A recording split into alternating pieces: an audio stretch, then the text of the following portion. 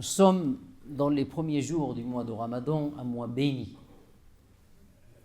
Un mois dont Allah subhanahu wa ta'ala a donné des caractéristiques et des spécificités qui ont fait de ce mois-là un mois de grande valeur.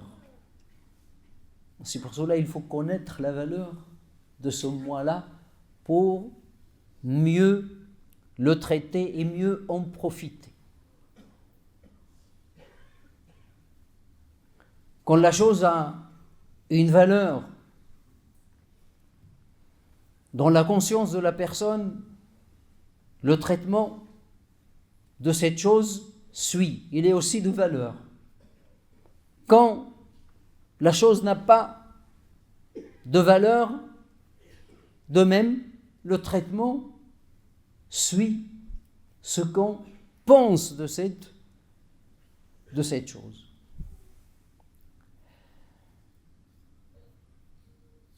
Le jeûne du mois de Ramadan est déjà, il y a le jeûne, il y a le temps. Avant le jeûne, il y a le temps. C'est un temps privilégié que Dieu subhanahu wa ta'ala a choisi. Il a choisi pour deux choses qui sont énormes dans notre religion. La première chose, il a choisi ce mois-là pour commencer la révélation de sa parole. Shahru Ramadan alladhi unzila fihi al-Qur'an. C'est en ce mois-ci que la révélation a commencé. La parole d'Allah subhanahu wa ta'ala, vu sa valeur, vu sa majesté, vu sa grandeur, Dieu lui a choisi un temps privilégié. Donc nous vivons le temps de la révélation. Nous recevons la bénédiction de la révélation dans ce mois-là. Donc il faut être vigilant. Nous sommes dans le temps de la révélation du Coran. Deuxièmement, il a choisi ce temps-là pour accomplir un pilier, une pratique, pilier de l'islam qui est le jeûne. Donc ce que nous venons d'entamer, c'est quelque chose qui a une grande valeur. Et c'est comme ça qu'il faut l'accueillir. Et c'est comme ça qu'il faut la concevoir pour mieux la traiter.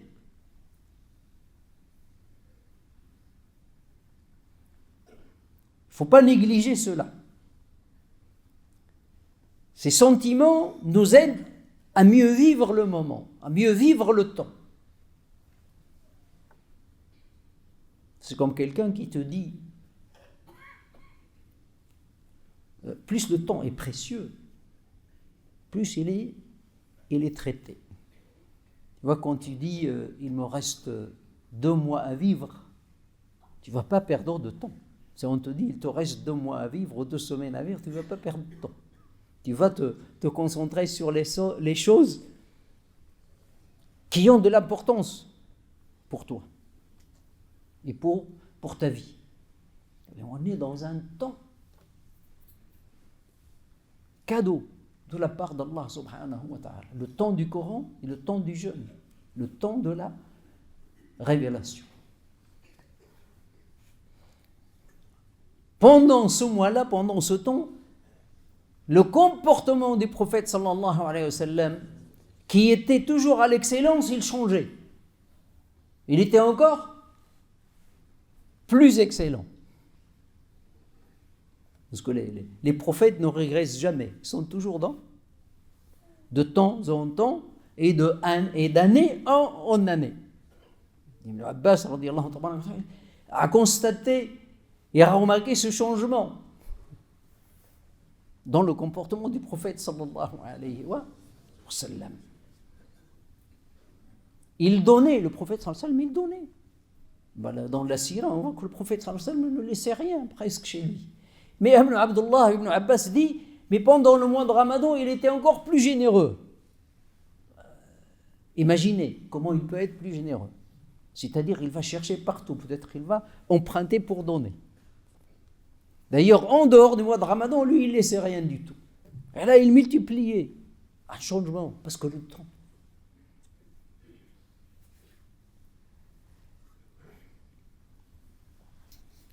Donc on est dans un moment privilégié qu'il faut respecter.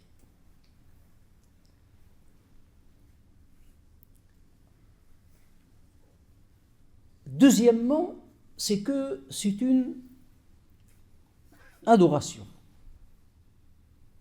Et chaque adoration a des frontières à respecter. La première chose, on pénètre les frontières de chaque adoration avec la bonne intention, niya. D'accord ? Donc il ne faut pas oublier niya de jeûner le mois de Ramadan avec l'intention de faire des choses nobles. Il ne faut pas oublier ça. Il ne faut pas accueillir le mois de Ramadan, c'est-à-dire ce temps privilégié, comme les autres temps. Deuxièmement, les frontières, c'est qu'il y a un respect et des choses qui sont à observer. Vous savez, la prière, il a un moment de sacralité qui commence par le takbira. Quand on dit Allahu Akbar, on est dans la prière. Il y a des frontières à ne pas dépasser. Il ne faut pas parler, il ne faut pas regarder à gauche, ni à droite, ni derrière, etc., etc. D'accord ? De même, pèlerinage, quand on entame le pèlerinage, on l'entame par le premier pilier, c'est la sacralisation, l'ihram. Et on l'entame. On n'a pas le droit de faire ce qu'on veut. On respecte des choses.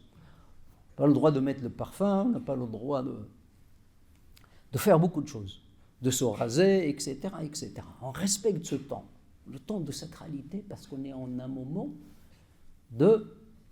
d'adoration. Ramadan aussi, le temps du mois de Ramadan, il y a son temps de sacralité qu'il faut observer et qu'il faut respecter. Mais malheureusement, le mois de Ramadan n'est pas traité comme les autres. La personne sait que quand il est dans la prière, il n'a pas le droit de parler. Mais pour le mois de Ramadan, il n'y a pas ce respect. Donc il faut savoir que le mois de Ramadan mérite cela et ça fait partie des choses qui aident à mieux vivre le jeûne et à mieux tirer les bénéfices et les mérites du jeûne. Et 3, c'est qu'il y a un but derrière. Il y a un but derrière. Dieu dit dans le Coran, « Ô vous les croyants, nous vous avons prescrit le jeûne comme nous l'avons prescrit à ceux qui vous ont précédés, pour que vous puissiez atteindre la piété. » C'est-à-dire, le jeûne du mois de Ramadan n'est pas un but en soi, mais c'est un moyen pour accéder à taqwa, à la piété, accéder à la crainte d'Allah subhanahu wa ta'ala, accéder à ce poste dont tout croyant doit privilégier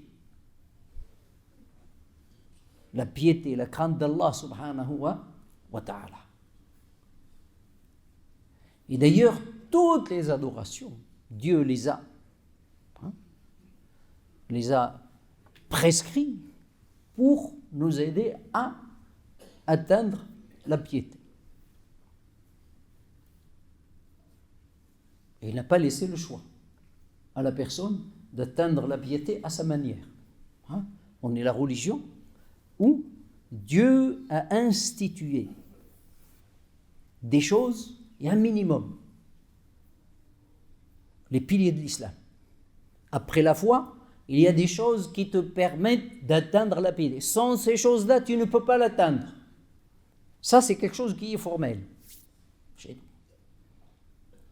n'y a pas un musulman qui va dire « Moi, j'ai la foi et je peux atteindre la piété. Je n'ai pas besoin ni de la prière. » Non, jamais, tu ne l'atteindras jamais. Il y a un minimum. La prière, la zakat, le jeûne, le pèlerinage. Et après, il a ouvert le choix aux gens de faire l'effort sur tout ce qui n'est pas obligatoire, ce qui est surogatoire. Je parle des adorations. Et c'est pour cela qu'il faut privilégier ce qui est prescrit et apporter après ce qui n'est pas prescrit, c'est-à-dire ce qui est surogatoire. La prière, les 5 prières, ce sont les piliers de l'islam. Une fois qu'on fait ces piliers, on peut en rajouter. On a le choix de rajouter et de diversifier. Salat al-Tarawih, les prières surrogatoires après les prières prescrites, etc., etc. La prière de la nuit, etc. Mais, et pas l'inverse.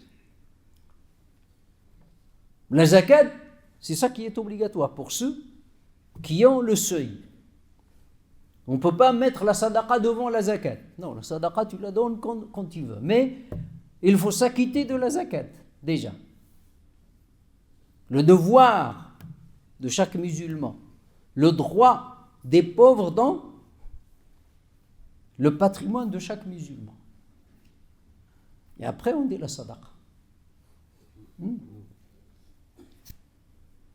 Comme dit le hadith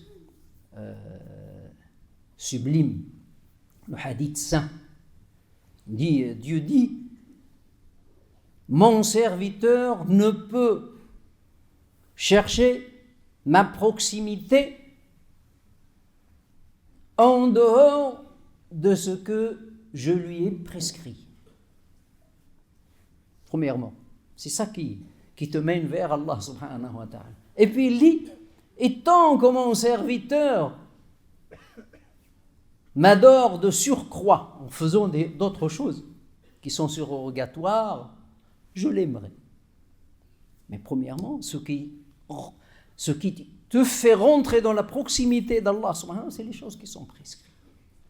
Concernant le jeûne, c'est le jeûne du mois de Ramadan avant tout. Concernant la sadaqa, c'est la zakat avant tout. Il y a des gens, quand tu leur poses la question, ils disent, est-ce que tu sors la zakat? Ils disent, non, mais je fais beaucoup de sadaqa. La zakat, elle est quantifiée. Il y a un niya avant. Ah oui, mais non. De même, le jeûne. Ce qui est important dans ce mois, c'est ce jeûne-là. C'est le jeûne. C'est pas tarawih. C'est pas qiyam al-layl. C'est pas la prière de la nuit. Non. C'est les prières prescrites et le jeûne en premier. Tarawih, c'est une sunna.